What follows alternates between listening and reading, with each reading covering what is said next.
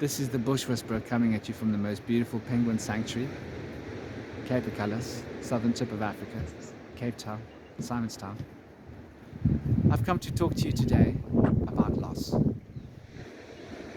It's something we've all experienced. It's something we all know well. It's probably something we will all experience, in fact, definitely. And it's something we're all going to have to come to terms with. And this whole idea of loss is a very interesting one when you consider it closely. You can't lose something unless you can gain something. And in order to be able to gain something, you have to be able to lose something. Because it's part of the finite thinking structure. Thinking in terms of the rules of this world, which I can appreciate in terms of resource, right? If you have a whole lot of wheat stored for your winter and some of it gets rotten, then you've lost wheat, you've lost resources. And so this world is built out of finite blocks, finite principles, finite reality. However, this finite reality is a projection from another finite reality, which is a projection from another finite reality. And there seems to be an infinite spiral or loop of finite projections. That's something to consider. And that the nature of this reality is a dream of finite projections of infinity. Take that in your pipe and smoke it for a moment. See where it takes you. Metaphorically. I don't suggest you smoke any pipes. It's not good for the lungs. The lungs are the key to understanding the universe, by the way. Knowledge, the breath, the Hansa, as it's called in Asia, is that agent of life which is producing life and maintaining life within your body, taking in the growth of life and letting out the entropy of life. In order for the wheel to turn, cells have to die for new cells to be born. And this is part of the cycle of life. And your body doesn't go, oh no, I'm losing cells. Cells are dying. No, your body goes, wow, cells are dying and cells are being born. And it's part of the cycle of life. It's part of the infinite drive, the flow of the prana and the chi that's moving through your system from the shen and producing this myriad pattern around which matter can organize itself and organic matter can organize itself around that pattern in order for tissue to grow.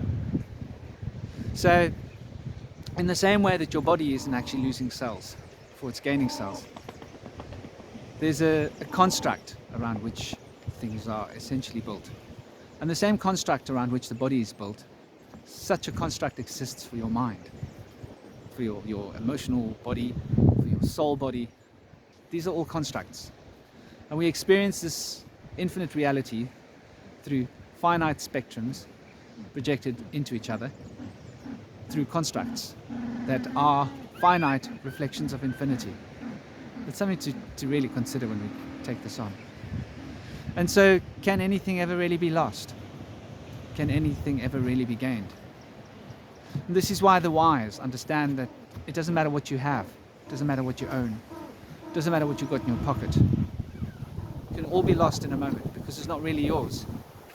Everything in life is borrowed. It's like there's a great bank out there. The universe is a great big bank, and it's basically just loaning you everything that you require. Joshua, can I walk forward, please? You're blocking my way. Thank you, my darling. And so it's important for us to be able to grasp that the universe is on loan, and that what seems to be temporary and finite is just, think of it as a receipt for something on loan. But what's really the truth of what's really happening is something that's quite profound, quite infinite. And so this dance of life is moving through us and around us, becoming the essence that we experience in a finite way. And so when we lose a loved one, are we really losing a loved one? Is it not our self that was journeying through this life with us, that is returned to the source from whence self came, to the same source to where ourselves will return when we're done with these bodies? When we lose something of material value, Have we really lost it? Or have we actually gained some insight? Have we gained something else that's maybe possibly more profound? Even though it might not seem that way in the moment, if one considers it deeply, one might be able to grasp this concept. And when one does, one starts to attain to wisdom. And when one starts to gain wisdom, one starts to lose ignorance. You see? Life is give and take. So you're either gaining ignorance or wisdom. And when you gain the one, you lose the other. Think about that for a moment. And when you're gaining physical items and you're becoming fixed with these physical items you've gained, maybe you're losing wisdom and gaining ignorance. And then when you lose those physical items, you once again lose the ignorance and gain the wisdom. So it seems that wisdom is related to things not of this world. And ignorance is related to being attached to things of this world. There was a great master that said, let's get this right. It's easier for a rich man to go through the eye of a needle. No, it's easier for a camel to pass through the eye of a needle than for a rich man to go into heaven. What is this about? Doesn't mean that if you're rich and you've got lots of money that you won't be able to reach into the divine planes of consciousness. It just means it's going to be so much harder for you to attain to this. Because the things that we have produce ignorance. And think of the people in your life as also being things. Be honest with yourself. There's a selfishness. I love this person because they're my mother, my father, my son. And being selfish is part of life. We can't avoid it. So when we're selfish, we need to be selflessly selfish. There's something to consider. The selfless selfishness of love. And so one does once again have to embrace the fact that things are perfect. And even in our imperfections, we are perfect, just the way we're meant to be. And acceptance is the key. It's the key to the whole story, really, if you get right down to it. Because when you are practicing the path of acceptance, all things just are what they are. The good, the bad, that which brings joy, that which brings sorrow. You see, sorrow is a gift. You accept that sorrow is an opportunity to learn. You accept that joy is an opportunity to feel happy. You just accept it. And whether you're feeling happy or whether you're learning, there's something positive. And when one becomes embracing of all the experiences of life, one starts to recognize the infinity, that all things are part of an infinite design, even in their finite complex. I love you more than anything in the world, my boy, you know that. And so it's important to recognize and realize that there is no such thing as loss. Although you will experience loss, and you will feel the pang of loss in this life. And the loss will hurt. It will make us sad. Everything that we lose. I lost a crystal in the sea the other day. Well, like months ago.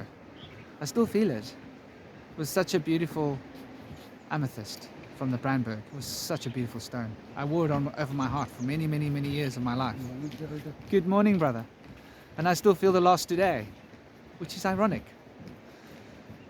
Until I recognize that even in the sea, I'm still connected to that stone. And I can still channel and touch the vibrational field of that stone because it's so much a part of me.